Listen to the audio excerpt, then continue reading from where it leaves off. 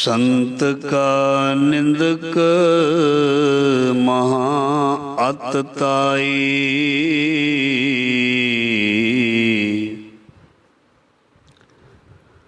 संत का निंदक खिन टिकन ना पाए।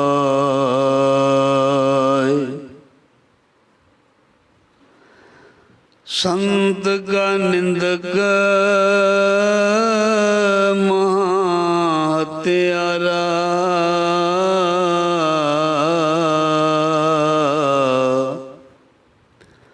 संत का निंदक परमेश्वर मारा। संत का निंदक राजते हीन, संत का निंदक दुखिया और दीन। संत के निंदक का सर्वरोग, संत के निंदक का सदा बिजोग। संत की निंदा दुख में दुख,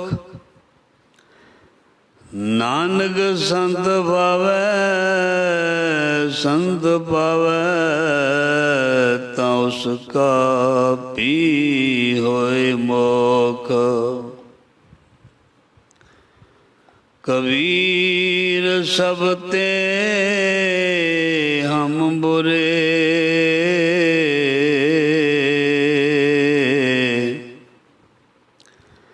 हम दज पलो सब कोए।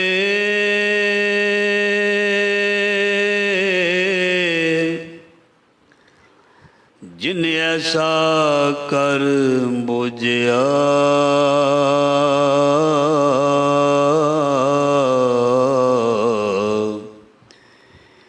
मीत हमारा सोए। मेरे माधो जी, मेरे माधो जी, सत संगत मिलै सो तरिया। गुर प्रसाद परम पद पाया, सुके का सुट हरिया।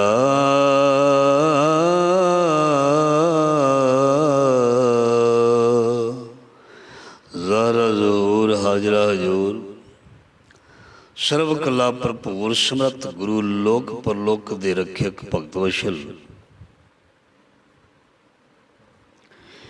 ज्ञान दा सागर, दसां पातशाहियां दी जोत, धन धन श्री गुरु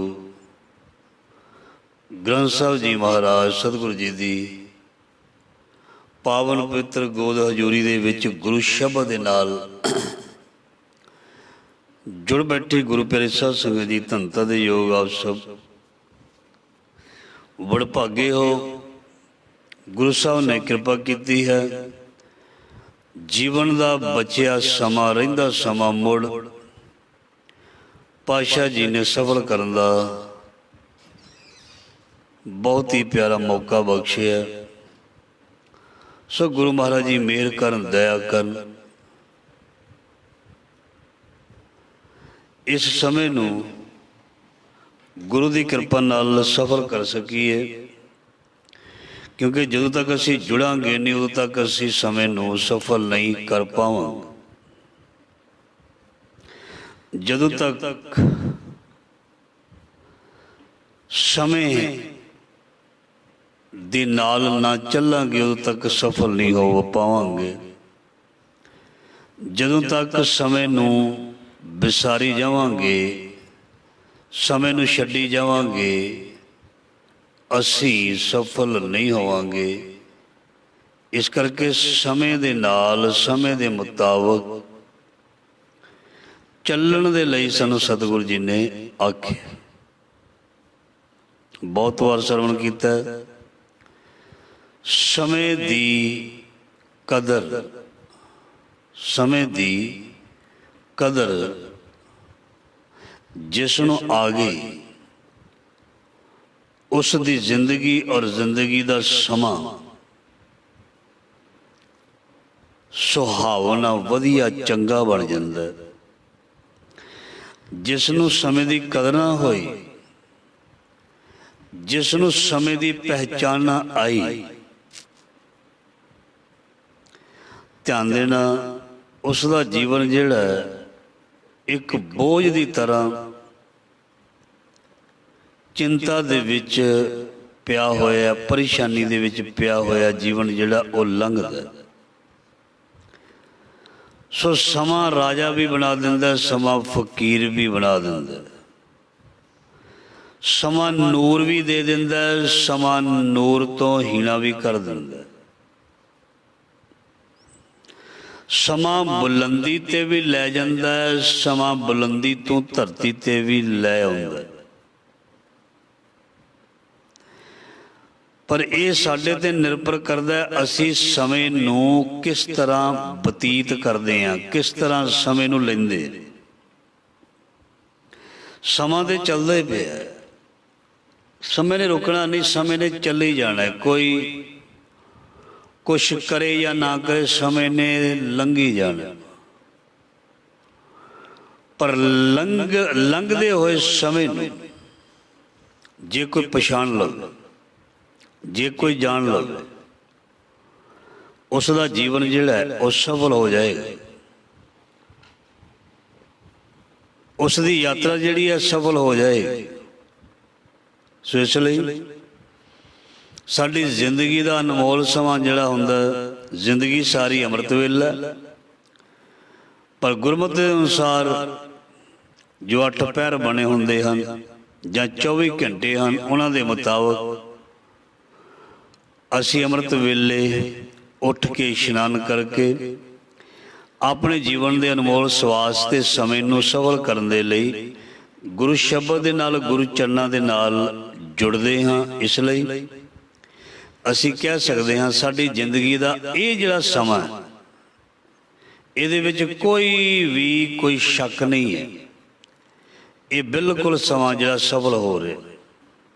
बाकी जिहड़ा साडा समा अपने कम्मां धंधियां दे विच बीतना है, वो एक समा एक साडे फर्ज निभाउंदियां होया बतीत हुंदा। मैं कोई काम करना, कोई दुकान खोलनी है, किधरे जॉब ते जाना है, जां कोई मैं खेती करनी, ये मैं सिर्फ अपने फर्ज निभाउना पिया। इस करके समा जिहड़ा सफल हुंदा संगत दे विच, समा सफल हुंदा गुरु दी याद दे विच। संसारी धंधियां दे विच समा लंघदा है, समा बतीत हुंदा है, समा सफल नहीं हुंदा। हाँ, जे उस दौरान जीवन की यात्रा के दौरान कोई चंगे कर्म किए जान समाज लई, देश लई, कौम दे लई, फिर वो समा भी लेखे विच गिणिया जांदा। जिस विच अपना फायदा ना होवे, दूसरे का फायदा होवे, अपना स्वार्थ ना होवे, दूजे की हैल्प होवे, वो समा भी जिहड़ा है उसनों भी बहुत सफल मन्निया गया है, ते वो भी समा जिहड़ा है लेखे विच लगदा। सो बड़भागे हाँ साडी जिंदगी का ये बड़ा ही प्यारा समा जिहड़ा है वो लेखे दे विच गुरु कृपा दे नाल लग रहा है, और सानू गुरु की असीस बख्शिश मेहर प्राप्त हो रही है, कृपा दे पात्र बन रहे हाँ। सो सतगुरु जी मेहर करन, दया करन, गुरु शब्द की विचार सानू समझ आ जाए, गुरु शब्द की विचार साडे हिरदे विच वस जाए, और साडा जिहड़ा जीवन है वो सफल हो जाए। सो आओ लड़ीवार शब्द की विचार जो असीं रोज़ श्रवण करते हाँ, सो ये शब्द की विचार सानू सेध दिंदी है, ये शब्द की विचार सानू रस्ता दसदी है, ये शब्द की विचार सानू अपनी मंजिल वाल लैके जाती है, ये शब्द की विचार साडे भुलेखे शंके जिहड़े ने दूर करदी है, ये शब्द की विचार सानू ज्ञान का प्रकाश कराउंदी है, ਇਹ ਸ਼ਬਦ ਦੀ ਵਿਚਾਰ ਸਾਡੇ ਦੁੱਖਾਂ ਕਲੇਸ਼ਾਂ ਨੂੰ ਠੱਲ ਪਾਉਂਦੀ ਹੈ। ਇਹ ਸ਼ਬਦ ਦੀ ਵਿਚਾਰ ਸਾਨੂੰ ਪੀਸ ਆਫ ਮਾਈਂਡ ਦਿੰਦੀ ਹੈ। ਇਹ ਸ਼ਬਦ ਦੀ ਵਿਚਾਰ ਸਾਨੂੰ ਸਤਿਗੁਰੂ ਦੀ ਪਹਿਚਾਣ ਕਰਾਉਂਦੀ ਹੈ। ਇਹ ਸ਼ਬਦ ਦੀ ਵਿਚਾਰ ਸਾਨੂੰ ਜ਼ਿੰਦਗੀ ਦੇ ਵਿੱਚ ਜਿਉਣਾ ਸਿਖਾਉਂਦੀ ਹੈ। ਇਸ ਕਰਕੇ ਅਸੀਂ ਗੁਰੂ ਕਿਰਪਾ ਦੇ ਨਾਲ ਸ਼ਬਦ ਦੀ ਵਿਚਾਰ ਜਿਹੜੀ ਹੈ ਉਹ ਰੋਜ਼ ਲੜੀਵਾਰ ਰੂਪ ਦੇ ਵਿੱਚ ਆਪ ਨਾਲ ਸਾਂਝੀ ਕਰਦੇ ਹਾਂ। 280 ਅੰਗ ਦੇ ਉੱਪਰ ਅੱਜ ਦਾ ਸ਼ਬਦ ਅੰਕਿਤ ਹੈ। ਪੰਕਤੀਆਂ ਆਪ ਜੀ ਨੇ ਸਰਵਣ ਕਰ ਲਈਆਂ ਹਨ। ਗੁਰੂ ਮਿਹਰ ਕਰੇ, ਕਿਰਪਾ ਕਰੇ, ਇਹ ਸ਼ਬਦ ਦਾ ਭਾਵ ਅਰਥ ਸਾਡੇ ਹਿਰਦੇ ਵਿੱਚ ਵਿਚਾਰ ਰਾਹੀਂ ਵਸੇ ਜਾਂ ਆ ਜਾਏ। ਆਓ ਸ਼ਬਦ ਆਰੰਭ ਕਰਦੇ ਹਾਂ। ਸੰਤ ਕਾ ਨਿੰਦਕ ਮਹਾ ਅਤ ਤਾਈ, ਸੰਤ ਕਾ ਨਿੰਦਕ ਖਿਨ ਟਿਕ ਨ ਪਾਈ। ਜਿਵੇਂ ਤੁਸੀਂ ਰੋਜ਼ ਸਰਵਣ ਕਰ ਰਹੇ ਹੋ, ਰੱਬ ਦੇ ਪਿਆਰਿਆਂ ਦੀ ਬੁਰਿਆਈ ਜਾਂ ਨਿੰਦਾ, ਰੱਬ ਦੇ ਪਿਆਰਿਆਂ ਨੂੰ, ਵਾਹਿਗੁਰੂ ਪਰਮੇਸ਼ਰ ਦੇ ਪਿਆਰਿਆਂ ਨੂੰ ਨਿੰਦਣਾ ਜਾਂ ਮਾੜਾ ਕਹਿਣਾ। ਮਹਾਰਾਜ ਜੀ ਕਹਿੰਦੇ ਜੋ ਨਿੰਦਕ ਹੈ, ਸੰਤ ਕਾ ਨਿੰਦਕ ਮਹਾ ਅਤ ਤਾਈ, ਵੀ ਜਿਹੜਾ ਰੱਬ ਦੇ ਪਿਆਰਿਆਂ ਦੀ ਨਿੰਦਾ ਕਰਨ ਵਾਲਾ ਨਿੰਦਕ ਹੈ ਉਹ ਹਮੇਸ਼ਾ ਅੱਤ ਚੁੱਕੀ ਰੱਖਦਾ ਹੈ। ਅੱਤ ਚੁੱਕੀ ਰੱਖਦਾ, ਅੱਤ ਖੁਦਾ ਦਾ ਵੈਰ ਰੱਖਦੇ ਨੇ। ਉਹ ਹਮੇਸ਼ਾ ਹੀ ਅੱਤ ਚੁੱਕੀ ਰੱਖਦਾ ਹੈ। ਅੱਤ ਚੁੱਕਣ ਦਾ ਮਤਲਬ ਹਮੇਸ਼ਾ ਤਤਪਰ ਹੀ ਰਹਿੰਦਾ ਹੈ ਗਲਤ ਕਰਮ ਕਰਨ ਦੇ ਲਈ, ਗਲਤ ਬੋਲ ਬੋਲਣ ਦੇ ਲਈ, ਗਲਤ ਸੁਨੇਹਾ ਦੇਣ ਦੇ ਲਈ। ਉਹ ਹਮੇਸ਼ਾ ਕਾਹਲਾ ਹੀ ਰਹਿੰਦਾ ਹੈ। ਜਾਂ ਉਸ ਨੂੰ ਕਿਸੇ ਦੀ ਪਰਵਾਹ ਨਹੀਂ ਹੁੰਦੀ, ਕਿਸੇ ਦਾ ਡਰ ਨਹੀਂ ਹੁੰਦਾ, ਤੇ ਆਪਣਾ ਕੰਮ ਜਿਹੜਾ ਉਹ ਬੜਾ ਨਿਡਰ ਹੋ ਕੇ ਚੰਗਾ ਕੰਮ ਕਰਨਾ ਚਾਹੀਦਾ। ਉਹ ਨਿਡਰ ਹੋ ਕੇ ਬੁਰਾ ਕੰਮ ਜਿਹੜਾ ਹੈ ਉਹ ਡਰ ਤੋਂ ਰਹਿਤ ਹੋ ਕੇ ਕਰੀ ਜਾਂਦਾ। ਉਸ ਨੂੰ ਕਿਸੇ ਦਾ ਡਰ ਨਹੀਂ ਰਹਿੰਦਾ, ਔਰ ਇਸ ਕਰਕੇ ਉਹ ਬੜੀ ਅੱਤ ਚੁੱਕੀ ਰੱਖਦਾ। ਬੁਰਾ ਬੋਲਣ ਵਾਲਾ, ਕਿਸੇ ਨੂੰ ਬੁਰਾ ਕਹਿਣ ਵਾਲਾ ਹਮੇਸ਼ਾ ਗੁਰੂ ਮਹਾਰਾਜ ਜੀ ਕਹਿੰਦੇ ਉਹ ਅੱਤ ਚੁੱਕੀ ਰੱਖਦਾ। ਜੋ ਅੱਤ ਚੁੱਕੀ ਰੱਖਦਾ ਹੈ ਉਹਦਾ ਅੰਤ ਬਹੁਤ ਛੇਤੀ ਹੁੰਦਾ। ਧਿਆਨ ਦੇਣਾ, ਜੋ ਬਹੁਤ ਅੱਤ ਚੁੱਕੀ ਰੱਖਦਾ ਹੈ ਉਸ ਦੀ ਅੱਤ ਦਾ ਜਾਂ ਉਸ ਦਾ ਅੰਤ ਜਿਹੜਾ ਬਹੁਤ ਛੇਤੀ ਹੋ ਜਾਂਦਾ। ਇਸ ਲਈ ਗੁਰੂ ਮਹਾਰਾਜ ਜੀ ਸਾਨੂੰ ਨਾਲ ਨਾਲ ਇਹ ਵੀ ਪੜ੍ਹਾਉਂਦੇ ਤੇ ਸਿਖਾਉਂਦੇ ਹੈ ਵੀ ਅੱਤ ਨਹੀਂ ਚੱਕਣੀ। ਜੋ ਵਾਹਿਗੁਰੂ ਦੇ ਪਿਆਰਿਆਂ ਦੇ ਵਿਰੋਧੀ ਹੁੰਦੇ ਨੇ, ਨਿੰਦਕ ਹੁੰਦੇ ਨੇ, ਮਹਾਰਾਜ ਜੀ ਕਹਿੰਦੇ ਹੋ ਮਹਾ ਅਤ ਤਾਈ, ਬਹੁਤ ਜ਼ਿਆਦਾ ਅੱਤ ਚੁੱਕੀ ਰੱਖਦਾ। ਔਰ ਸੰਤ ਕਾ ਨਿੰਦਕ ਖਿਨ ਟਿਕਣ ਨਾ ਪਾਈ, ਔਰ ਇੱਕ ਪਲ ਭਰ ਵੀ ਉਸ ਨੂੰ ਆਰਾਮ ਨਹੀਂ ਮਿਲਦਾ ਜਾਂ ਨਹੀਂ ਮਿਲੇਗਾ। ਜਾਂ ਇੰਝ ਵੀ ਕਹਿ ਲਈਏ ਵੀ ਉਹ ਘੜੀ ਪਲ ਥੋੜਾ ਸਮਾਂ ਵੀ ਟਿਕ ਕੇ ਨਹੀਂ ਬਹਿੰਦਾ। ਧਿਆਨ ਦੇਣਾ, ਜੋ ਨਿੰਦਕ ਜਾਂ ਚੁਗਲਖੋਰ ਬੰਦਾ, ਜਦੋਂ ਉਸ ਦੇ ਕੋਲ ਕਿਸੇ ਦੀ ਗੱਲ ਆਉਂਦੀ ਹੈ ਉਸ ਨੂੰ ਪਤਾ ਲੱਗਦਾ, ਉਹ ਇੱਕਦਮ ਘਰੋਂ ਬਾਹਰ ਨਿਕਲ ਜਾਂਦਾ। ਉਸ ਗੱਲ ਨੂੰ ਜਦੋਂ ਤੱਕ ਉਹ ਫੈਲਾ ਨਾ ਰਹੇ ਉਦੋਂ ਤੱਕ ਉਹ ਬਾਜ਼ ਨਹੀਂ ਆਉਂਦਾ, ਉਦੋਂ ਤੱਕ ਉਹ ਬਿਲਕੁਲ ਆਰਾਮ ਨਾਲ ਬਹਿੰਦਾ ਨਹੀਂ। ਤੇ ਗੱਲ ਕਰਕੇ ਵੀ ਫਿਰ ਵੀ ਉਸ ਨੂੰ ਆਰਾਮ ਨਹੀਂ ਰਹਿੰਦਾ। ਜਦੋਂ ਤੱਕ ਗੱਲ ਨਹੀਂ ਕੀਤੀ ਸੀ, ਨਿੰਦਕ ਦੇ ਅੰਦਰ ਇਹ ਬੋਝ ਸੀ ਵੀ ਮੈਂ ਇਹ ਜਿਹੜੀ ਖੁਰਾਕ ਹੈ ਨਿੰਦਿਆ ਰੂਪੀ, ਇਹ ਸਾਰਿਆਂ ਨੂੰ ਵੰਡੀ ਕਿਉਂ ਨਹੀਂ। ਇਸ ਕਰਕੇ ਉਹਨੂੰ ਟਿਕਾਈ ਨਹੀਂ ਲੱਗਦੀ। ਸੰਤ ਕਾ ਨਿੰਦਕ ਖਿਨ ਟਿਕਣ ਨਾ ਪਾਈ, ਉਹ ਭੱਜਿਆ ਹੀ ਫਿਰਦਾ। ਜਾਂ ਇੰਝ ਕਹਿ ਸਕਦੇ ਹਾਂ ਵੀ ਲੋਕਾਂ ਦੀ ਬੁਰਾਈ ਕਰਨ ਵਾਲੇ ਹਮੇਸ਼ਾ ਹੀ ਦੂਜੇ ਨਾਲ ਸੰਪਰਕ ਬਣਾਉਣ ਦਾ ਯਤਨ ਕਰਦੇ ਨੇ, ਦੱਸਣ ਦੀ ਗੱਲ ਦੱਸਣ ਦੀ ਕੋਸ਼ਿਸ਼ ਕਰਦੇ ਨੇ ਵੀ ਫਲਾਨਾ ਇਸ ਤਰ੍ਹਾਂ ਹੈ। ਸੋ ਮਹਾਰਾਜ ਜੀ ਕਹਿੰਦੇ ਇਹ ਗਲਤ ਕੰਮ ਕਰਦਿਆਂ ਵੀ ਉਸ ਨੂੰ ਟਿਕਾ ਨਹੀਂ ਆਉਂਦਾ। ਗਲਤ ਕੰਮ ਕਰਨ ਤੋਂ ਬਾਅਦ ਵੀ ਉਹ ਬਿਲਕੁਲ ਥੋੜਾ ਜਿਹਾ ਵੀ ਟਿਕ ਨਹੀਂ ਸਕਦਾ। ਟਿਕ ਕੇ ਬਹਿਣ ਨੂੰ ਵੀ ਟਿਕਿਆ ਕਹਿ ਸਕਦੇ ਹਾਂ, ਗੁਰੂ ਦੇ ਸ਼ਬਦ ਦੇ ਵਿੱਚ ਜੁੜੇ ਨੂੰ ਵੀ ਟਿਕਿਆ ਕਹਿ ਸਕਦੇ ਹਾਂ। ਪਰ ਇੱਥੇ ਅਰਥ ਆ ਰਿਹਾ ਹੈ ਵੀ ਉਹ ਟਿਕ ਕੇ ਨਹੀਂ ਬਹਿ ਸਕਦਾ ਤੇ ਆਪਣੇ ਜੀਵਨ ਦੇ ਸਮੇਂ ਨੂੰ ਬੇਅਰਥ ਗਵਾਈ ਜਾਂਦਾ ਹੈ, ਔਰ ਜੀਵਨ ਜਿਹੜਾ ਹੈ ਉਹਦਾ ਜੀਵਨ ਨਹੀਂ ਰਹਿ ਜਾਂਦਾ, ਉਸ ਦਾ ਜੀਵਨ ਉਹਦੇ ਲਈ ਇੱਕ ਬੋਝ ਬਣ ਜਾਂਦਾ, ਇੱਕ ਭਾਰ ਬਣ ਜਾਂਦਾ। ਸੋ ਸਤਿਗੁਰੂ ਗੁਰੂ ਅਰਜਨ ਦੇਵ ਮਹਾਰਾਜ ਜੀ ਫਰਮਾਨ ਕਰ ਰਹੇ ਨੇ, ਸੰਤ ਕਾ ਨਿੰਦਕ ਮਹਾ ਹਤਿਆਰਾ, ਸੰਤ ਕਾ ਨਿੰਦਕ ਪਰਮੇਸ਼ਰ ਮਾਰਾ। ਜੋ ਇਨਸਾਨ ਦੂਸਰੇ ਇਨਸਾਨ ਨੂੰ ਡੰਡੇ ਨਾਲ, ਹਥਿਆਰ ਨਾਲ, ਗੋਲੀ ਨਾਲ ਮਾਰੇ, ਉਹਨੂੰ ਕਹਿੰਦੇ ਨੇ ਇਹ ਕਾਤਲ, ਇਹ ਹਥਿਆਰਾ। ਜੋ ਇਨਸਾਨ ਕਿਸੇ ਦੇ ਦਿਲ ਨੂੰ ਕੱਟ ਦੇਵੇ, ਵੱਢ ਦੇਵੇ, ਤੋੜ ਦੇਵੇ, ਦੁਖਾ ਦੇਵੇ, ਕਿਸੇ ਦੇ ਮਨ ਆਤਮਾ ਨੂੰ ਬਿਲਕੁਲ ਹੀ ਦੁਖਾ ਦੇਵੇ, ਪਰੇਸ਼ਾਨ ਕਰ ਦੇਵੇ, ਅਸਲ ਦੇ ਵਿੱਚ ਉਹ ਵੀ ਹਥਿਆਰ ਹੈ। ਜਦੋਂ ਕਿਸੇ ਦੇ ਅੰਦਰ ਚੰਗੀ ਚੀਜ਼ ਨੂੰ ਦੇਖਣਾ ਹੀ ਨਹੀਂ ਤੇ ਉਸ ਦੇ ਗੁਣਾਂ ਨੂੰ ਨਾ ਦੇਖਦੇ ਹੋਏ ਔਗਣਾਂ ਦੀਆਂ ਝੜੀਆਂ ਲਾ ਦੇਣੀਆਂ ਹਨ, ਤੇ ਧਿਆਨ ਦੇਣਾ ਉਹ ਵੀ ਬੰਦਾ ਇੱਕ ਹਥਿਆਰੇ ਦੇ ਰੂਪ ਦੇ ਵਿੱਚ ਹੈ। ਹਥਿਆਰਾ ਉਹ ਨਹੀਂ ਕਿਸੇ ਦੀ ਗੱਲ, ਕਿਸੇ ਦਾ ਗਲ ਵੱਢ ਦੇਵੇ, ਲਹੂ ਬਲੱਡ ਚੋਣ ਲੱਗ ਪਵੇ, ਉਹਨੂੰ ਹਥਿਆਰਾ ਕਹਿੰਦੇ ਨੇ। ਉਹ ਲੋਕ ਹਥਿਆਰੇ ਨੇ ਜੋ ਕਿਸੇ ਦਾ ਪਰਾਇਆ ਹੱਕ ਖਾਂਦੇ ਹਨ, ਉਹ ਲੋਕ ਹਥਿਆਰੇ ਨੇ ਜੋ ਨਫ਼ਰਤ ਪਾਲਦੇ ਹਨ, ਈਰਖਾ ਪਾਲਦੇ ਹਨ।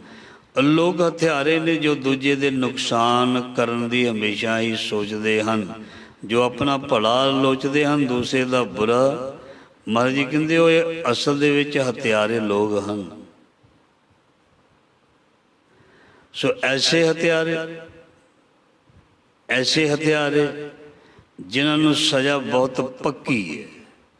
ਸੋ ਸੰਤ ਕਾ ਨਿੰਦਕ ਮਹਾ ਹਥਿਆਰਾ, ਜ਼ਾਲਮ ਬਣ ਜਾਂਦਾ ਹੈ। ਸੰਤ ਕਾ ਨਿੰਦਕ ਪਰਮੇਸ਼ਰ ਮਾਰਾ। ਪਰਮੇਸ਼ਰ ਦੀ ਜਿਸ ਨੂੰ ਮਾਰ ਪੈਂਦੀ ਹੈ ਉਹ ਉੱਠ ਨਹੀਂ ਸਕਦਾ। ਕਿਸੇ ਨੇ ਕੋਈ ਚੀਜ਼ ਮਾਰੀ ਹੋਵੇ ਤੇ ਬੰਦਾ ਕੁਝ % ਬਚ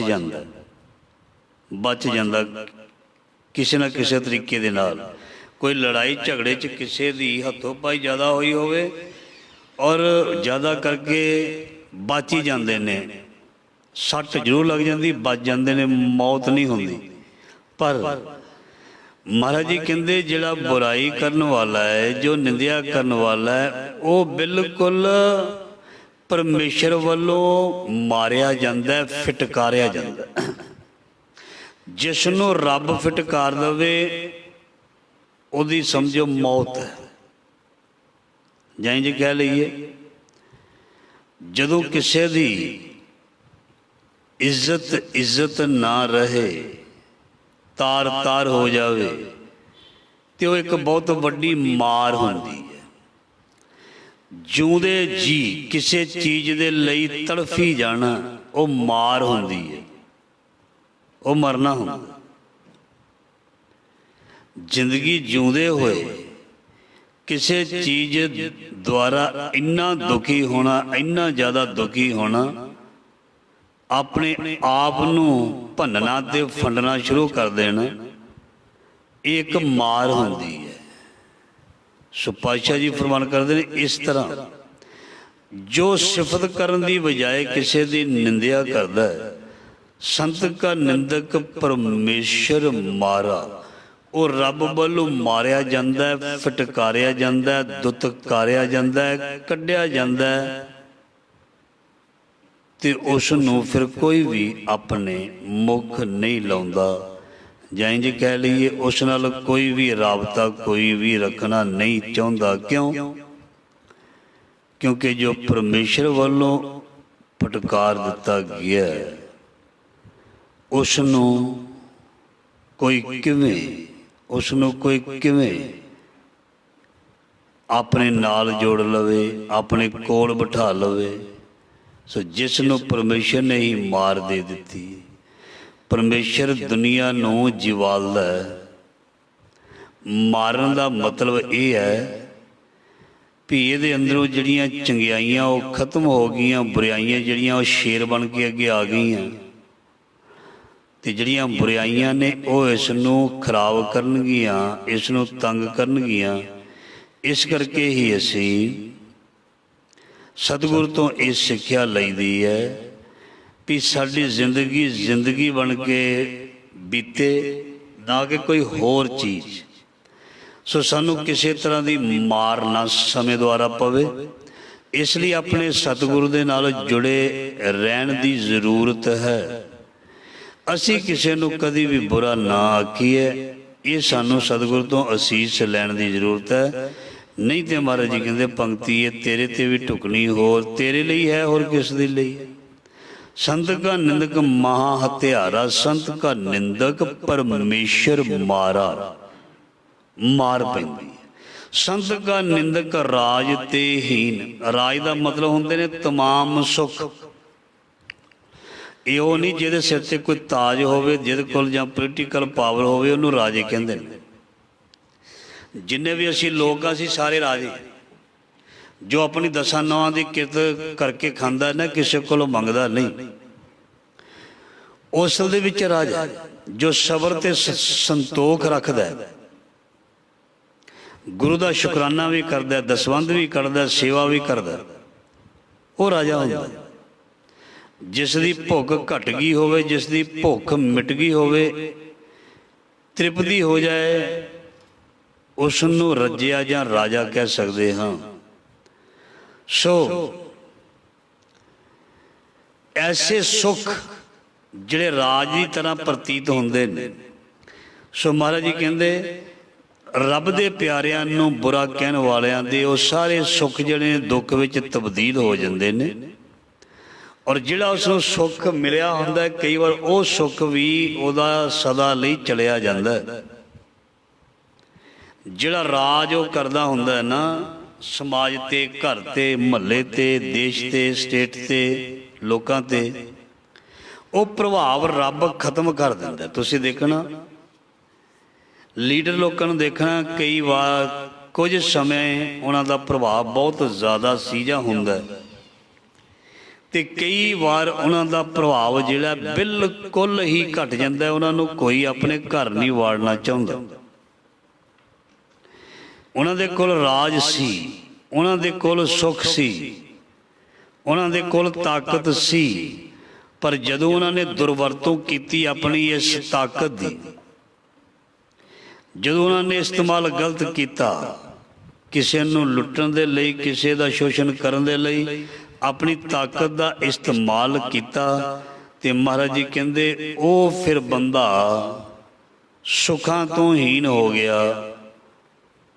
ਉਸ ਨੂੰ ਫਿਰ ਜਿਹੜੇ ਘਰ ਦੇ ਵਿੱਚ ਰਾਜਿਆਂ ਵਾਂਗੂ ਰਾਜ ਕਰਦਾ ਸੀ, ਜੀਵਨ ਬਤੀਤ ਕਰਦਾ ਸੀ, ਉਹ ਇਹਨਾਂ ਚੀਜ਼ਾਂ ਤੋਂ ਵਾਂਝਿਆ ਹੋ ਜਾਂਦਾ। ਇਸ ਕਰਕੇ ਸੰਤ ਕਾ ਨਿੰਦਕ ਰਾਜ ਤੇ ਹੀਨ। ਜਿਸਨੂੰ ਕਿਰਪਾ ਕਰੇ ਤਿਸ ਆਪਨ ਨਾਮ ਦੇ, ਬਡਭਾਗੀ ਨਾਨਕ ਜਨ ਸੇ। ਪਰਮਾਤਮਾ ਜਿਸ ਤੇ ਮਿਹਰ ਕਰਦਾ ਉਹਨੂੰ ਕੀ ਦਿੰਦਾ? ਅਸੀਂ ਜਿਸ 'ਤੇ ਖੁਸ਼ ਹੁੰਦੇ ਹਾਂ ਉਸ ਨੂੰ ਪੈਸੇ ਦੇ ਦਿੰਦੇ ਹਾਂ, ਕੱਪੜੇ ਦੇ ਦਿੰਦੇ ਹਾਂ, ਕੋਈ ਖਾਣਾ ਖਵਾ ਦਿੰਦੇ ਹਾਂ, ਕੋਈ ਵਰਤਣ ਵਾਲੀ ਚੀਜ਼ ਦੇ ਦਿੰਦੇ ਹਾਂ, ਇੱਜ਼ਤ ਦੇ ਦਿੰਦੇ ਹਾਂ। ਆਹ ਚੀਜ਼ ਦੇਈਦੀ ਹੈ ਨਾ, ਜੋ ਸਾਡੇ ਕੋਲ ਹੈ ਉਹ ਚੀਜ਼ ਖੁਸ਼ ਹੋ ਕੇ ਅਸੀਂ ਦਿੰਦੇ ਹਾਂ। ਪਰ ਸਭ ਤੋਂ ਵੱਡੀ ਚੀਜ਼ ਹੁੰਦੀ ਹੈ ਰਿਸਪੈਕਟ, ਸਭ ਤੋਂ ਵੱਡੀ ਚੀਜ਼ ਹੁੰਦੀ ਹੈ ਇੱਜ਼ਤ। ਜੇ ਇਹ ਕਿਸੇ ਨੂੰ ਦੇ ਦਿੱਤੀ ਜਾਏ, ਭਾਵੇਂ ਰੋਟੀ ਨਾ ਖਵਾਈ ਜਾਵੇ, ਖਾਣਾ ਨਾ ਖਵਾਇਆ ਜਾਵੇ, ਪਾਣੀ ਨਾ ਪਿਆਇਆ ਜਾਵੇ, ਉਹ ਦਿੱਤੀ ਹੋਈ ਇੱਜ਼ਤ ਜਿਹੜੀ ਹੈ ਉਹ ਖਾਣੇ ਨਾਲੋਂ ਵੀ ਕਈ ਗੁਣਾ ਉੱਪਰ ਹੁੰਦੀ ਹੈ। ਜਦੋਂ ਕੋਈ ਸਾਡੇ ਘਰ ਆਉਂਦਾ, ਉਸ ਨੂੰ ਖਾਣਾ ਭਾਵੇਂ ਨਾ ਵੀ ਖਵਾਇਆ ਜਾਏ, ਉਸ ਨੂੰ ਖਾਣੇ ਬਾਰੇ ਪੁੱਛ ਹੀ ਲਿਆ ਜਾਏ, ਰੋਟੀ ਬਾਰੇ ਪੁੱਛ ਹੀ ਲਿਆ ਜਾਏ ਵੀ ਪ੍ਰਸ਼ਾਦਾ ਛਕ ਕੇ ਜਾਇਓ, ਜਲ ਪਾਣੀ ਪੀ ਕੇ ਜਾਇਓ, ਚਾਹ ਪਾਣੀ ਪੀ ਕੇ ਜਾਇਓ। ਕੋਈ ਵੀ ਆਉਂਦਾ ਭਾਵੇਂ ਉਹ ਨਾ ਪੀਵੇ, ਜਦੋਂ ਅਸੀਂ ਉਸ ਭਾਵਨਾ ਦੇ ਨਾਲ ਪੁੱਛ ਰਹੇ, ਪਰ ਭਾਵਨਾ ਸਹੀ ਹੋਣੀ ਚਾਹੀਦੀ ਹੈ। ਤੇ ਹੋ ਸਕਦਾ ਜਿੰਨਾ ਛਕਾਉਣ ਦੇ ਨਾਲ ਫਲ ਨਾ ਮਿਲਦਾ ਹੋਵੇ, ਸਤਿਕਾਰ ਦੇ ਨਾਲ ਪੁੱਛਣ ਨਾਲ ਮਿਲ ਜਾਂਦਾ। ਜੀ ਕਹਿਣ ਦੇ ਨਾਲ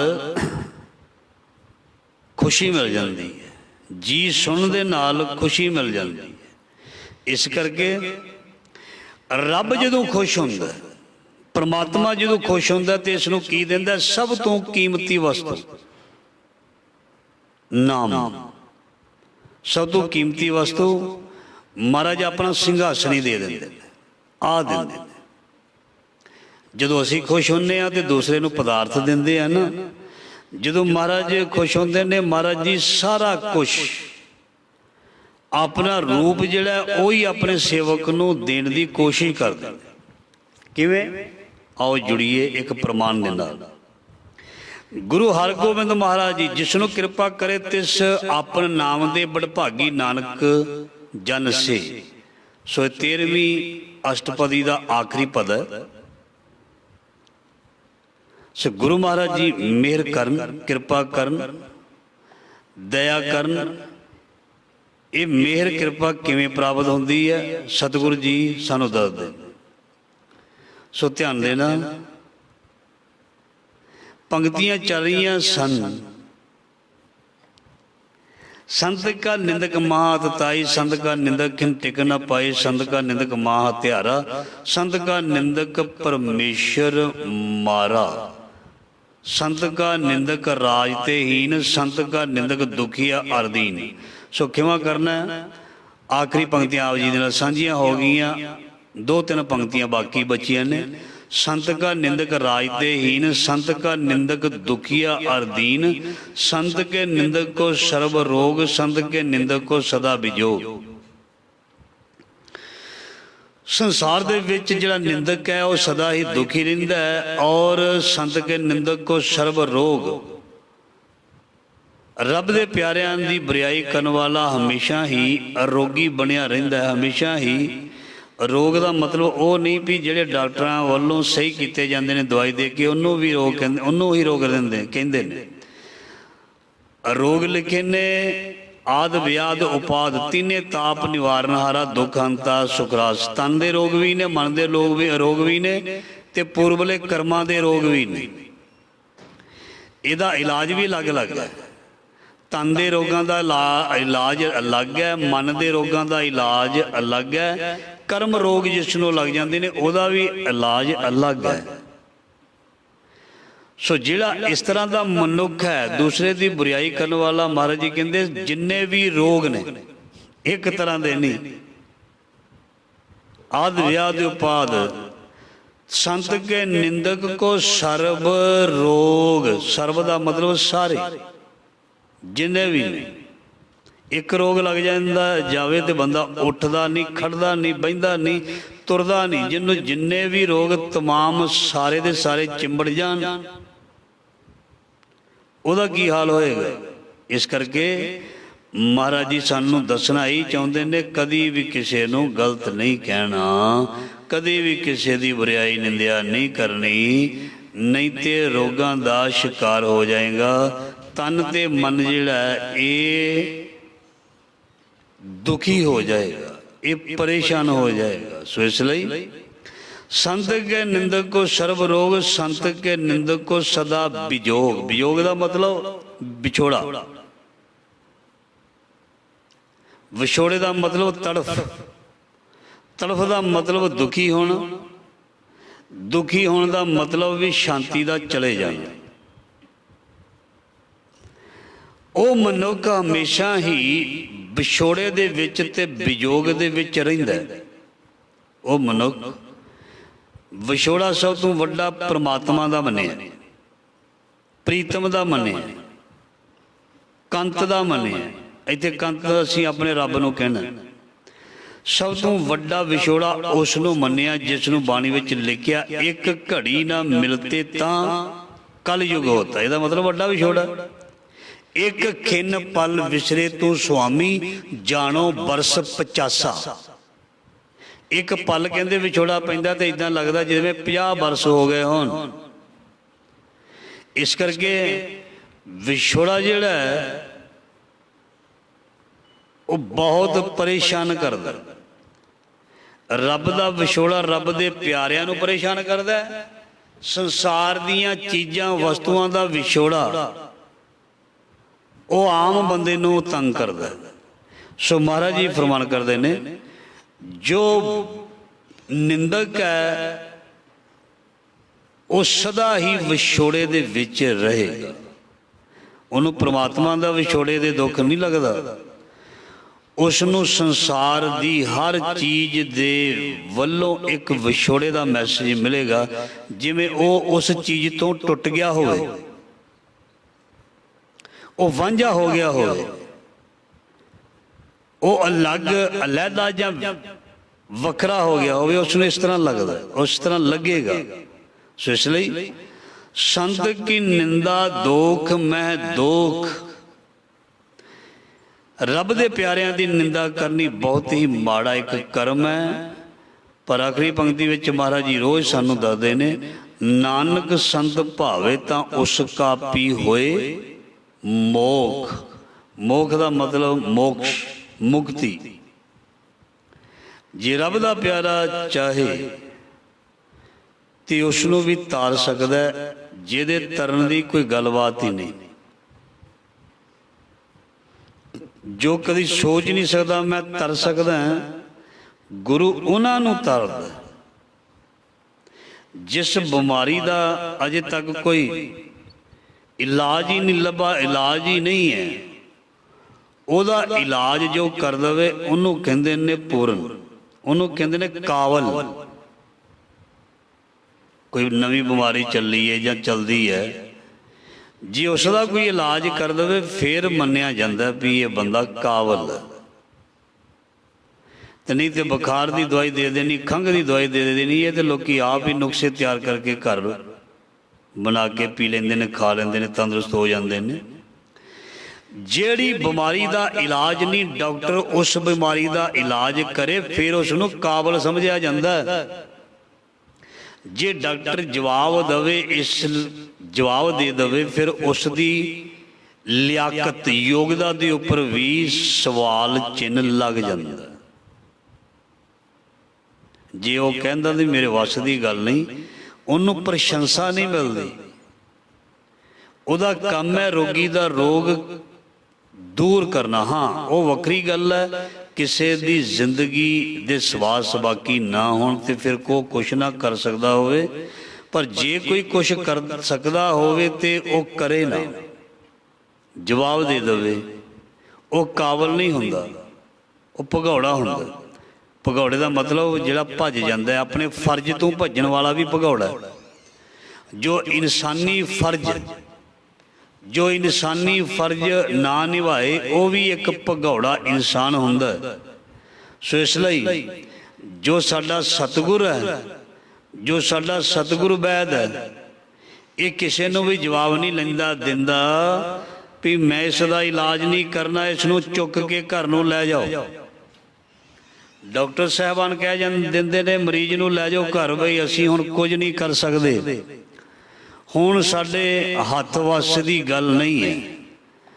ਪਰ ਜਿਹੜਾ ਵਾਹਿਗੁਰੂ ਹੈ ਜਾਂ ਸਾਡਾ ਅਕਾਲ ਪੁਰਖ ਸਤਿਗੁਰੂ ਹੈ, ਮਹਾਰਾਜ ਜੀ ਨੇ ਬਾਣੀ ਵਿੱਚ ਇੱਥੋਂ ਤੱਕ ਲਿਖ ਦਿੱਤਾ, ਮਿਰਤਕ ਕੋ ਜੀ ਵਾਲਨਹਾਰ ਪ੍ਰਭਾਵੈ ਬਿਨ ਸਾਸ ਤੇ ਰੱਖੇ।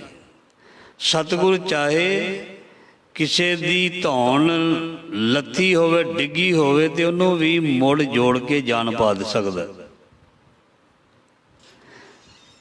ਖਿੰਨ ਮੈਂ ਥਾਪਿਓ ਥਾਪਣ ਹਰ, ਜਿਵੇਂ ਅਸੀਂ ਬੜੀ ਵਾਰ ਪ੍ਰਮਾਣ ਲੈਂਦੇ ਹਾਂ, ਪੰਜਾਂ ਪਿਆਰਿਆਂ ਦੇ ਸੀਸ ਧੜ ਤੋਂ ਅਲੱਗ ਕਰਕੇ ਮੋੜ ਸਤਿਗੁਰੂ ਜੀ ਨੇ ਸੁਰਜੀਤ ਜਾਂ ਜੀਂਦੇ ਕਰ ਦਿੱਤੇ। ਮਿਰਤਕ ਕੋ ਜਵਾਲਨਹਾਰ, ਸਮਰੱਥ ਗੁਰੂ ਉਹ ਕਰ ਸਕਦਾ ਜੋ ਸਾਡੀ ਸੋਚ ਵਿੱਚ ਅਜੇ ਤੱਕ ਆਇਆ ਹੀ ਨਹੀਂ। ਸਮਰੱਥ ਕਿਸ ਨੂੰ ਕਹਿੰਦੇ ਨੇ? ਜੋ ਸਾਰੇ ਬ੍ਰਹਿਮੰਡ ਦੀ ਜਾਣਕਾਰੀ, ਗਿਆਨ, ਸਾਰੇ ਬ੍ਰਹਿਮੰਡ ਤੇ ਆਪਣਾ ਪ੍ਰਭਾਵ ਰੱਖਦਾ ਹੋਵੇ ਔਰ ਸਾਰਾ ਹੀ ਬ੍ਰਹਿਮੰਡ ਉਹਦੇ ਹੱਥ ਵਿੱਚ ਹੋਵੇ, ਉਹਦੇ ਹੁਕਮ ਵਿੱਚ ਹੋਵੇ, ਉਸ ਨੂੰ ਪੂਰਨ ਕਹਿੰਦੇ ਨੇ। ਤੇ ਅਸੀਂ ਜੋ ਲੋਕ ਹਾਂ, ਸਾਡੇ ਹੱਥ ਵਿੱਚ ਕੀ ਹੈ? ਸਾਡੇ ਹੱਥ ਵਿੱਚ ਪਤਾ ਕੀ ਹੈ? ਸਾਡੇ ਹੱਥ ਵਿੱਚ ਤੇ ਇੱਕ ਰੋਟੀ ਦੀ ਬੁਰਕੀ ਜਾਂ ਗਰਾਈ ਤੋੜ ਕੇ ਪਾਉਣੀ ਵੀ ਆਪਣੇ ਵੱਸ ਦੀ ਗੱਲ ਨਹੀਂ ਹੈ। ਸਾਰੇ ਲੋਕ ਗਰਾਈਆਂ ਨਹੀਂ ਮੂੰਹ ਵਿੱਚ ਪਾਉਂਦੇ, ਕਈਆਂ ਦੇ ਹੱਥ ਨਹੀਂ ਚੱਲਦੇ, ਗਰਾਈ ਵੀ ਦੂਜਾ ਹੀ ਪਾਉਂਦਾ। ਕੀ ਹੱਥ ਹੈ ਇਹਦੇ? ਸਾਡੇ ਹੱਥ ਕੁਝ ਵੀ ਨਹੀਂ ਹੈ। ਸਾਡੇ ਹੱਥ ਤੇ ਆਪਣੀ ਸਰੀਰ ਦੀ ਕਿਰਿਆ ਵੀ ਕਰਨ ਦੀ ਤਾਕਤ ਔਕਾਤ ਨਹੀਂ ਹੈ। ਕੋਈ ਸਮਾਂ ਆਉਂਦਾ ਕਈ ਵਾਰ ਆਪਣੇ ਕੋਲੋਂ ਕੱਪੜੇ ਲੀੜੇ ਨਹੀਂ ਪਏ ਜਾਂਦੇ, ਦੂਸਰੇ ਨੂੰ ਕਹਿੰਦਾ ਹੈਲਪ ਕਰੀ, ਮੈਂ ਅੱਜ ਠੀਕ ਨਹੀਂ ਹਾਂ। ਇਹਦੇ ਵੱਸ ਕੀ ਹੈ? ਇਹਦੇ ਹੱਥ ਕੁਛ ਨਹੀਂ ਹੈ। ਇਹਨਾਂ ਜਨਤਾ ਕੇ ਵੱਸ ਕਿਛ ਨਹੀਂ, ਤੁਧ ਵੇਗੀ ਜਗਤ ਉਪਾਇਆ। ਜਿਸ ਦੇ ਹੱਥ ਸਭ ਕੁਛ ਹੈ, ਜਿਸ ਦੇ ਹੱਥ ਵਿੱਚ ਸਭ ਕੁਛ ਹੈ, ਕੀ ਉਸ ਨੂੰ ਅਸੀਂ ਆਪਣਾ ਬਣਾ ਲਿਆ? ਦੇਖੋ ਦੁਨੀਆ ਦੇ ਵਿੱਚ ਕੋਈ ਵੀ ਰਿਸ਼ਤਾ ਨਾਤਾ ਜਿਹੜਾ ਉਹ ਵਕਤੀ ਤੌਰ ਤੇ ਮੰਨਿਆ ਗਿਆ। ਜਦੋਂ ਤੱਕ ਸਾਡੀ ਜਿੰਦ ਹੈ, ਜਦੋਂ ਤੱਕ ਸਾਡੀ ਜਾਨ ਹੈ, ਉਦੋਂ ਤੱਕ ਕੋਈ ਸਾਡੀ ਹੈਲਪ ਕਰ ਦੇਵੇਗਾ, ਸਾਨੂੰ ਹਮਦਰਦੀ ਦੇ ਬੋਲ ਬੋਲ ਦੇਵੇਗਾ, ਸਾਡੇ ਨਾਲ ਕੋਈ ਅਫਸੋਸ ਕਰ ਦੇਵੇਗਾ। ਇੱਥੇ ਤੱਕ ਪਹੁੰਚ ਹੈ ਦੁਨੀਆ ਦੇ ਲੋਕਾਂ ਦੀ। ਪਰ ਜਦੋਂ ਸਾਡੇ ਸਰੀਰ ਦੇ ਇਹ ਤੱਤ ਜਿਹੜੇ ਨੇ, ਇਹ 5 ਤੱਤ ਆਪਣੀ ਆਪਣੀ ਜਗ੍ਹਾ ਜਾ ਕੇ ਮਿਲਨੇ ਨੇ, ਫਿਰ ਇਸ ਦੀ ਰਹਿ ਜਾਣੀ ਹੈ ਆਤਮਾ। ਉਸ ਆਤਮਾ ਨੇ ਕਿੱਧਰ ਨੂੰ ਜਾਣਾ, ਕਿਹੜੀ ਯਾਤਰਾ ਕਰਨੀ ਹੈ, ਉਹਦੇ ਤੱਕ ਕਿਸੇ ਸਾਡੇ ਵਿੱਚੋਂ ਕਿਸੇ ਦੀ ਪਹੁੰਚ ਨਹੀਂ ਹੈ।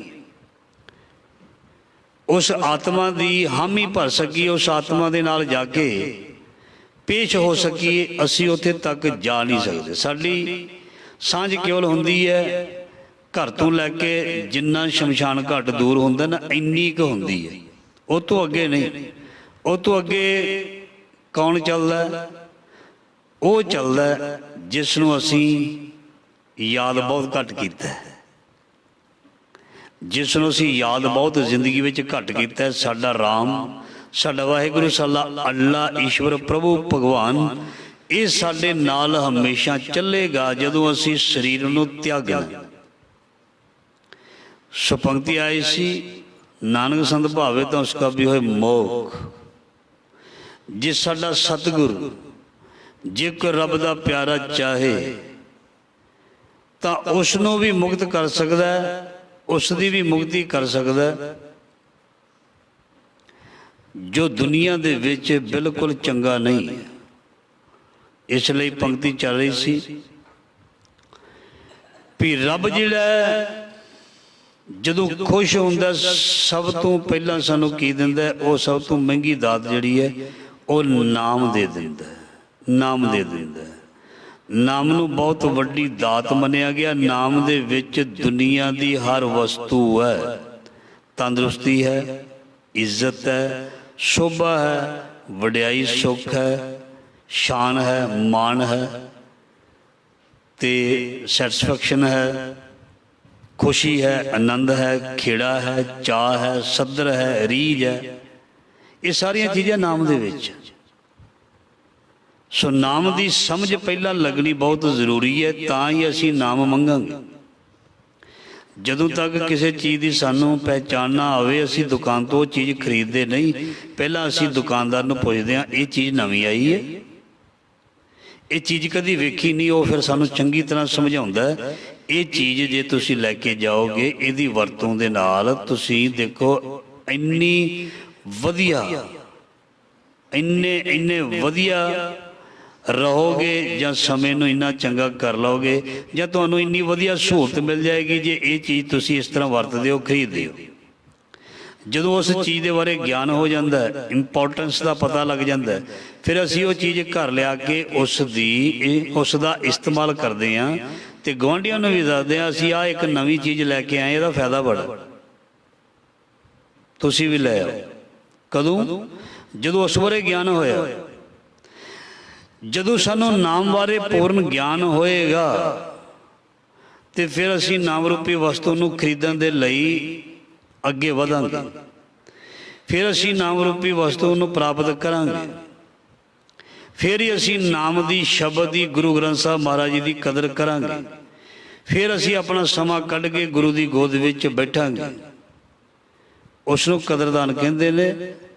ਜੋ ਕਦਰ ਕਰਦਾ ਹੋ, ਧਿਆਨ ਦੇਣਾ, ਕਿਸੇ ਬੰਦੇ ਕੋਲ ਦੂਸਰੇ ਬੰਦੇ ਲਈ ਸਤਿ ਸ੍ਰੀ ਅਕਾਲ ਬੁਲਾਉਣ ਦੇ ਲਈ ਵੀ ਟਾਈਮ ਨਹੀਂ ਹੈ ਤੇ ਉਹ ਗੱਲਾਂ ਨਾਲ ਕਹੀ ਜਾਏ ਮੈਂ ਤੇਰਾ ਬੜਾ ਸਤਿਕਾਰ ਤੇ ਪਿਆਰ ਕਰਦਾ, ਗੱਲਾਂ ਨਾਲ ਉਹ ਕਹਿੰਦਾ ਨਹੀਂ, ਕਦੀ ਤੂੰ ਮੈਨੂੰ ਆ ਕੇ ਮਿਲਿਆ ਨਹੀਂ, ਮੇਰੇ ਕੋਲ ਤੂੰ ਬੈਠਾ ਨਹੀਂ, ਤੂੰ ਗੱਲਾਂ ਦੇ ਨਾਲ ਹੀ ਸਤਿਕਾਰ ਕਰੀ ਜਾਂਦਾ। ਕੋਈ ਸਾਡੇ ਘਰ ਨਾ ਆਇਆ ਹੋਵੇ, ਉਹਦੀ ਕਹੀ ਜਾਵੇ ਮੈਂ ਤੁਹਾਡਾ ਬੜਾ ਸਤਿਕਾਰ ਕਰਦਾ, ਮਾਣ ਕਰਦਾ, ਇੱਜ਼ਤ ਕਰਦਾ। ਇਹ ਗੱਲਾਂ ਦੇ ਨਾਲ ਸਤਿਕਾਰ ਨਹੀਂ ਮੰਨਿਆ ਜਾਂਦਾ ਜਦੋਂ ਤੱਕ ਕੋਈ ਕਿਸੇ ਕੋਲ ਬੈਠੇ ਨਾ ਦੁੱਖ ਸੁੱਖ ਸਾਂਝਾ ਨਾ ਕਰੇ। ਜਦੋਂ ਅਸੀਂ ਕਿਸੇ ਦੇ ਘਰ ਜਾ ਕੇ ਉਹਦਾ ਦੁੱਖ ਵੰਡਾਉਣ ਜਾਂਦੇ ਹਾਂ, ਉਹ ਕਿੰਨਾ ਆਭਾਰੀ ਹੁੰਦਾ, ਉਹ ਸਾਡਾ ਕਿੰਨਾ ਸ਼ੁਕਰਗੁਜ਼ਾਰ ਹੁੰਦਾ। ਉਹ ਫਿਰ ਜਾਣ ਲੱਗੇ ਕਹਿੰਦਾ ਲੰਗਰ ਪਾਣੀ ਛਕ ਕੇ ਜਾਇਓ। ਜਦੋਂ ਅਸੀਂ ਕਿਸੇ ਦਾ ਦੁੱਖ ਵੰਡਾਇਆ, ਕਿਸੇ ਨਾਲ ਸਿੰਪਤੀ ਹਮਦਰਦੀ ਰੱਖੀ, ਤੇ ਉਹ ਸਾਡਾ ਆਭਾਰੀ ਹੋ ਜਾਂਦਾ, ਉਹ ਸਾਡਾ ਧੰਨਵਾਦ ਕਰਦਾ। ਮਤਲਬ ਕਿਸੇ ਕੋਲ ਬਹਿਣ ਦੇ ਨਾਲ ਸਾਂਝ ਬਣ ਗਈ ਨਾ, ਕਿਸੇ ਦਾ ਦੁੱਖ ਵੰਡਾਉਣ ਦੇ ਨਾਲ ਸਾਨੂੰ ਉਹਦੀ ਸਪੋਰਟ ਮਿਲ ਗਈ ਨਾ। ਤੇ ਜਿਹੜਾ ਗੁਰੂ ਦੇ ਕੋਲ ਕਦੀ ਬੈਠਾ ਹੀ ਨਾ ਹੋਵੇ ਆ ਕੇ, ਗੁਰੂ ਦੀ ਗੱਲ ਜਿਸ ਨੇ ਕਦੀ ਸੁਣੀ ਨਾ ਹੋਵੇ, ਤੇ ਉਹ ਖੁਸ਼ੀ ਪ੍ਰਾਪਤ ਕਰਨੀ ਚਾਹਵੇ, ਉਹ ਸ਼ਾਂਤੀ ਪ੍ਰਾਪਤ ਕਰਨੀ ਚਾਹਵੇ, ਉਹ ਸਤਿਕਾਰ ਲੈਣਾ ਚਾਹੇ, ਉਹ ਜ਼ਿੰਦਗੀ ਦੇ ਵਿੱਚ ਸਫਲਤਾ ਪ੍ਰਾਪਤ ਕਰਨੀ ਚਾਹਵੇ, ਉਹਨੂੰ ਕਿਵੇਂ ਮਿਲੇਗੀ ਜਦ ਗੁਰੂ ਨੂੰ ਕਦੀ ਮਿਲਿਆ ਹੀ ਨਹੀਂ। ਜਿਸ ਨੂੰ ਮਿਲਦਾ ਉਹ ਇਸ ਨੂੰ ਕੁਝ ਦੇਵੇਗਾ ਨਾ। ਤੇ ਗੁਰੂ ਕੋਲ ਤੇ ਅਸੀਂ ਇਸ ਦੁਨੀਆ ਦੀ ਹਰ ਚੀਜ਼ ਪ੍ਰਾਪਤ ਕਰਨੀ ਸੀ, ਤੇ ਗੁਰੂ ਦੇ ਕੋਲ ਜਾਣ ਦੇ ਲਈ, ਗੁਰੂ ਦੇ ਕੋਲ ਬੈਠਣ ਲਈ ਸਮਾਂ ਨਹੀਂ ਮਿਲਿਆ, ਤੇ ਫਿਰ ਸਾਨੂੰ ਉਹ ਚੀਜ਼ ਕਿਵੇਂ ਪ੍ਰਾਪਤ ਹੋਏਗੀ ਜਿਸ ਨੂੰ ਸੁੱਖ ਕਹਿੰਦੇ ਨੇ, ਜਿਸ ਨੂੰ ਸ਼ਾਂਤੀ ਕਹਿੰਦੇ ਨੇ, ਜਿਸ ਨੂੰ ਬੇਪਰਵਾਹੀਆਂ ਕਹਿੰਦੇ ਨੇ। ਜਦ ਕੋਈ ਗੁਰੂ ਕੋ ਜਾ ਕੇ ਬੈਠੇਗਾ ਹੀ ਨਹੀਂ, ਗੁਰੂ ਦੇ ਨਾਮ ਨੂੰ ਸਰਵਣ ਨਹੀਂ ਕਰੇਗਾ, ਤੇ ਦੇਖਣ ਦੇ ਨਾਲ ਪਿਆਸ ਨਹੀਂ ਜਾਣੀ, ਦੇਖਣ ਦੇ ਨਾਲ ਭੁੱਖ ਨਹੀਂ ਮਿਟਣੀ। ਇਸ ਚੀਜ਼ ਨੂੰ ਅਪਣਾਉਣਾ ਪਏਗਾ, ਖਾਣਾ ਪਏਗਾ, ਪਚਾਉਣਾ ਪਏਗਾ, ਫਿਰ ਜਾ ਕੇ ਇਹਦਾ ਅਸਰ ਹੋਵੇਗਾ। ਇਸ ਕਰਕੇ ਪਹਿਲਾਂ ਤਾਂ ਚੀਜ਼ ਖਰੀਦੋ, ਫਿਰ ਖਰੀਦੀ ਹੋਈ ਚੀਜ਼ ਦਾ ਇਸਤੇਮਾਲ ਵਧੀਆ ਤਰੀਕੇ ਨਾਲ ਕੀਤਾ ਜਾਏ, ਤੇ ਫਿਰ ਇਸ ਚੀਜ਼ ਨੂੰ ਬਹੁਤ ਵਧੀਆ ਤਰੀਕੇ ਨਾਲ ਮਾਣਿਆ ਜਾਏ, ਹੰਕਾਰ ਤੋਂ ਰਹਿਤ ਹੋ ਕੇ, ਫਿਰ ਇਸ ਦਾ ਪ੍ਰਭਾਵ ਬਣਦਾ। ਸੋ ਇਸ ਲਈ ਸ਼ਬਦ ਬਹੁਤ ਕੀਮਤੀ ਹੈ, ਸ਼ਬਦ ਨੂੰ ਜ਼ਰੂਰ ਸਾਨੂੰ ਸੁਣਨਾ ਚਾਹੀਦਾ, ਸ਼ਬਦ ਦੀ ਯਾਦ ਦੇ ਵਿੱਚ ਬੈਠਣਾ ਚਾਹੀਦਾ। ਸ਼ਬਦ ਹੀ ਗੁਰੂ ਹੈ, ਬਾਣੀ ਗੁਰੂ, ਗੁਰੂ ਹੈ ਬਾਣੀ ਵਿੱਚ ਬਾਣੀ ਅੰਮ੍ਰਿਤ ਸਾਰੇ। ਗੁਰਬਾਣੀ ਕਹਿ ਸੇਵਕ ਜਨ ਮਾਨੈ, ਪ੍ਰਤੱਖ ਗੁਰੂ ਨਿਸਤਾਰੇ। ਸ਼ਬਦ ਹੀ ਸਾਨੂੰ ਤਾਰੇਗਾ, ਸ਼ਬਦ ਹੀ ਸਾਨੂੰ ਰੌਸ਼ਨੀ ਦੇਗਾ, ਸ਼ਬਦ ਹੀ ਸਾਨੂੰ ਸੁੱਖ ਦੇਗਾ, ਸ਼ਬਦ ਹੀ ਸਾਨੂੰ ਰਸਤਾ ਦੇਵੇਗਾ, ਸ਼ਬਦ ਹੀ ਸਾਨੂੰ ਆਪਣੀ ਮੰਜ਼ਿਲ ਤੱਕ ਪਹੁੰਚਾ ਦੇਵੇਗਾ। ਸਾਨੂੰ ਸਾਡੀ ਮੰਜ਼ਿਲ ਤੱਕ ਸ਼ਬਦ ਪਹੁੰਚਾਏਗਾ। ਜਿਵੇਂ ਟ੍ਰੇਨ ਪਹੁੰਚਾਉਂਦੀ ਹੈ ਨਾ, ਜਹਾਜ਼ ਪਹੁੰਚਾਉਂਦਾ। ਜੇ ਕਿਸੇ ਨੇ ਦੂਰ ਜਾਣਾ ਹੈ, ਦੂਰ ਯਾਤਰਾ ਕਰਨੀ ਦੂਜੀ ਸਟੇਟ ਦੀ, ਉਸ ਨੂੰ ਰੇਲ ਗੱਡੀ ਵਿੱਚ ਜਾਣਾ ਪੈਂਦਾ, ਜਾਂ ਲੰਬੇ ਰੂਟ ਦੀ ਬੱਸ ਲੈਣੀ ਪੈਂਦੀ ਹੈ। ਜਿਸ ਨੇ ਵਿਦੇਸ਼ ਜਾਣਾ ਉਸ ਨੂੰ ਜਹਾਜ਼ ਦੀ ਟਿਕਟ ਲੈਣੀ ਪਏਗੀ। ਆਪਣੇ ਆਪ ਕਿਵੇਂ ਕੋਈ ਚਲੇ ਜਾਏਗਾ ਤੁਰ ਕੇ? ਕਿਹੜਾ ਅਮਰੀਕਾ ਜਾਂਦਾ? ਜਿਹੜਾ ਜਾਂਦਾ ਉਹ ਰਾਹ ਵਿੱਚ ਰਹਿ ਜਾਂਦਾ। ਇਸ ਕਰਕੇ ਤਰੀਕੇ ਦੇ ਨਾਲ, ਢੰਗ ਦੇ ਨਾਲ, ਸਾਧਨ ਦੇ ਨਾਲ ਹੀ ਬੁਲੰਦੀ ਨੂੰ ਪ੍ਰਾਪਤ ਕਰੀਦਾ। ਸੋ ਜ਼ਿੰਦਗੀ ਦੇ ਵਿੱਚ ਜਿਸ ਨੇ ਖੁਸ਼ਹਾਲੀ ਲਿਆਉਣੀ ਹੈ, ਜ਼ਿੰਦਗੀ ਵਿੱਚ ਜਿਸ ਨੇ ਖੁਸ਼ ਹੋਣਾ, ਸੋ ਉਸ ਨੂੰ ਨਾਮ ਦੇ ਨਾਲ ਜ਼ਰੂਰ ਜੁੜਨਾ ਪਏਗਾ। ਉਸ ਨੂੰ ਆਪਣੇ ਗੁਰੂ ਦੇ ਕੋਲ ਜ਼ਰੂਰ ਜਾਣਾ ਪਏਗਾ, ਗੁਰੂ ਦੇ ਕੋਲ ਬੈਠਣਾ ਪਏਗਾ, ਔਰ ਗੁਰੂ ਦੀ ਗੱਲ ਸੁਣ ਕੇ ਮੰਨਣੀ ਪਏਗੀ, ਤੇ ਫਿਰ ਸਾਧ ਸੰਗਤ ਜੀ ਇਸ ਦਾ ਭਲਾ ਹੋ ਸਕਦਾ ਹੈ। ਸੋ ਇਹ ਸੀ ਅੱਜ ਦੇ ਲੜੀਵਾਰ ਸ਼ਬਦ ਦੀ ਵਿਚਾਰ ਜੋ ਗੁਰੂ ਮਹਾਰਾਜ ਜੀ ਨੇ ਕਿਰਪਾ ਕਰਕੇ ਸੇਵਾ ਲਈ ਹੈ। ਇੰਨੀ ਸੇਵਾ ਪ੍ਰਵਾਨ ਭੁੱਲਾਂ ਚੁੱਕਾਂ ਦੀ ਖਿਮਾ ਫਤਿਹ ਬੁਲਾਓ। ਵਾਹਿਗੁਰੂ ਜੀ ਕਾ ਖਾਲਸਾ, ਵਾਹਿਗੁਰੂ ਜੀ ਕੀ ਫਤਿਹ।